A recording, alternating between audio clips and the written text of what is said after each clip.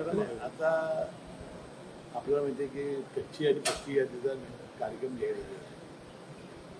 आता कच्ची यादी आणि पक्की यादी याचा अर्थ असा की संस्थाकडे ठराव जाणं आणि संस्थाने आपला जो व्यक्ती आहे त्याच्या नावाने ठराव करून पाठवणं आणि त्यानंतरचा पुढचा टप्पा आहे तो कच्ची यादी पक्की यादी पूर्ण झाल्यानंतर निवडणूक लागेल आणि आपल्याला माहिती आहे की ती सप्टेंबर महिन्यामध्ये लागण्याचा अंदाज आहे. आता आपण महायुतीमध्ये लढणार हे सातत्याने मी जाहीर केलेलं आहे. माझे मित्र सतीश पाटील म्हणाले की 12,000 वेळा मुश्रीफ साहेब महायुती हे शब्द त्यांनी उच्चारलेला आहे.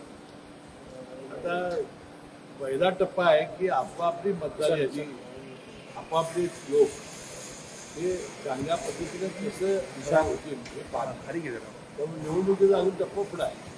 तर त्यांनी काय करावं हा त्यांचा प्रश्न आहे आणि युतीने काय करावं आमचा प्रश्न. आमचं ठरलेलं आहे की गोकुळचे निवडणूक लढवणं शिकणं आणि महायुतीचा चेअरमन करणं हे फायनल.